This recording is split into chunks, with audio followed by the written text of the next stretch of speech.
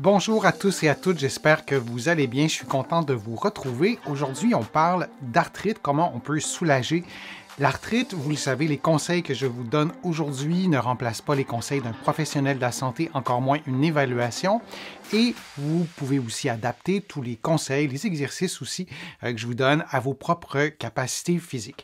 Vous allez trouver beaucoup d'informations, de renseignements, d'exercices aussi dans mes livres, notamment 99 façons de prévenir les effets du vieillissement et aussi c'est normal à votre âge, arguments musclés pour prendre votre santé en main. La fatigue, c'est un manque d'énergie, subjectif ou objectif. On peut avoir de la fatigue aussi qui est physique, qui est dans nos muscles par exemple, et cette fatigue risque d'être envahissante dans un contexte d'arthrite, particulièrement lorsqu'elle n'est pas soulagée par le repos. J'exclus le syndrome de fatigue chronique, il y a d'autres termes aussi. On parle vraiment de fatigue, entre guillemets, ordinaire, là, qui n'est pas systémique, mais qui est présente dans un contexte d'arthrite. Et la fatigue, toujours, la prévalence de la fatigue serait d'environ 10% dans la population générale.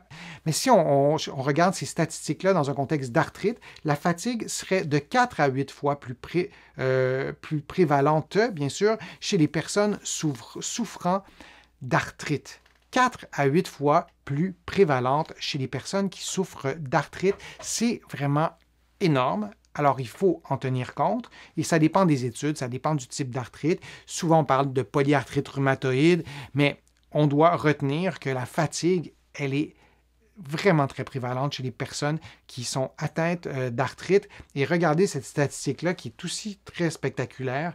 Dans un contexte de polyarthrite rhumatoïde, la fatigue est la plainte la plus répandue chez les patients atteints de polyarthrite rhumatoïde avant même la douleur. Vous voyez la référence, c'est une méta-analyse. En fait, ce n'est pas une méta-analyse, c'est une étude randomisée. Quelques conseils que je vous donne en rafale. Et ça, ces conseils sont intéressants. C'est tiré d'une autre étude. Vous voyez le titre en bas. Vous pourrez le retrouver sur le web. Apprendre à dire non, ça peut sembler simple, mais les personnes qui souffrent d'arthrite, qui ont appris à dire non, disaient à ces chercheurs que ça avait été une façon aussi d'être moins fatigué, de ne pas trop en faire finalement. Modérer plutôt ses ardeurs. Parfois, on part en grand, comme on dit chez nous. Je ne sais pas si vous dites ça chez vous, partir en grand, mais on veut trop en faire et on ne tient pas compte qu'on a de l'arthrite, qu'on a peut-être une poussée inflammatoire durant cette période-là de notre vie. Donc, d'en faire un peu moins, ça peut être une bonne idée aussi. Et de modérer ses ardeurs plutôt, de répartir les tâches exigeantes. Parfois, ça veut dire qu'on prend un calendrier et on répartit tout ça. Ce qu'on peut prévoir, on le planifie. Et les tâches exigeantes, on essaie de ne pas les mettre de façon trop près. S'il arrive qu'on va faire une activité qui est plus physiquement exigeante le lundi et que les douleurs sont augmentées jusqu'au mercredi ou jeudi, sans que ce soit invivable, mais on sent que c'est un peu plus difficile. Alors, si on refait une autre tâche exigeante, même 2 jours plus tard, c'est plus difficile. Apprendre à se connaître et répartir, comme je vous dis, les tâches qui sont exigeantes, ça peut être une bonne idée. Prendre des pauses. Il y a des personnes qui prennent les pauses intuitivement et il y a d'autres personnes qui ne veulent pas prendre de pause pour mille et une raisons. Parfois, on ne peut pas prendre de pause, mais lorsqu'on peut le faire, on en prend et c'est une façon aussi de préserver son énergie. Aller tôt au lit, faire la sieste, ça peut être aussi productif. Il y a des personnes qui, si elles font des siestes trop longues, ça va perturber leur sommeil. Il faut faire attention. Moi, personnellement, depuis que je suis tout petit, j'ai toujours fait une sieste et lorsque je ne la fais pas, je suis plus fatigué, mais je ne vais pas faire une sieste de 2 heures. Je fais une sieste relativement courte. Alors, à chacun de jauger tout ça, mais d'avoir une bonne hygiène de sommeil, d'aller tôt au lit et de faire la sieste, ça peut être quelque chose qui fonctionne. C'est en tout cas ce que les personnes atteintes ont répondu aux chercheurs. Éviter les périodes achalandées lors des emplettes. La fatigue, ce n'est pas uniquement une fatigue physique. Ça peut être aussi une fatigue cognitive. Avoir un peu de difficulté à se concentrer, être fatigué physiquement, avoir un mauvais mélange de tout ça. Alors, d'aller à l'extérieur lorsqu'il y a moins de foule, ça peut être une façon aussi de modérer, de diminuer la fatigue et en parler à des personnes de confiance.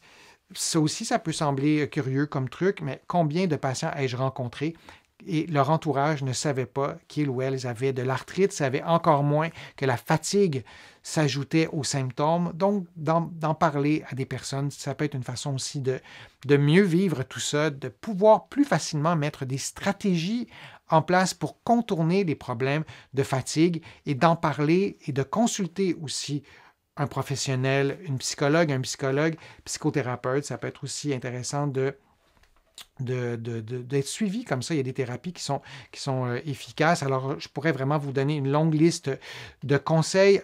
Lorsqu'on a vraiment des problèmes de fatigue, dans certains cas, il y a des médicaments qui sont efficaces.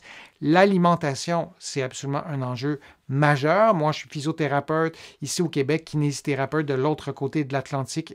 Je ne vais pas vous donner des conseils très spécifiques sur l'alimentation, même si j'aborde cet élément-là avec mes patients toujours. Je vais les référer, par exemple, à une nutritionniste, mais il y a des enjeux au niveau de l'alimentation, des habitudes de vie, le tabagisme, les situations d'obésité. Ça peut participer aussi avec un ensemble de facteurs à l'augmentation de la fatigue. Alors, il y a vraiment plusieurs éléments à observer. Il y a plusieurs choses qu'on peut faire. Je vous en ai donné quelques-unes de ces choses-là que vous pouvez faire et n'hésitez pas à donner vos trucs à vous, ce qui fonctionne dans un contexte d'arthrite pour préserver votre énergie, oui, et éviter la fatigue. Je vous remercie d'avoir été là. J'espère que mes contenus vous ont été utiles. Je vous invite à contribuer à mes plateformes. Vous pouvez le faire sur YouTube directement en cliquant sur le petit cœur. Vous allez voir qu'il est très visible. Vous pouvez le faire sur mon site web aussi, le www.denisfortier.ca. Vous cliquez sur l'onglet « Contribuer » et lorsque vous serez sur mon site web, vous pourrez vous abonner gratuitement à une infolettre hebdomadaire, à des courriels thématiques qui vous donnent des conseils, qui vous donnent des exercices sur des sujets précis. Tout ça est gratuit. Vous allez trouver aussi beaucoup d'informations dans mes livres que vous allez trouver partout en librairie, ici au Québec, au Canada, mais aussi de l'autre côté de l'Atlantique. Et je vous mets le lien dans la description de la vidéo pour que vous puissiez les trouver facilement. Je vous remercie beaucoup d'avoir été là. N'hésitez pas à me poser vos questions et je les garde en banque pour de prochaines vidéos. Et je vous souhaite une belle journée et on se dit à une prochaine vidéo, à un prochain direct et à bientôt.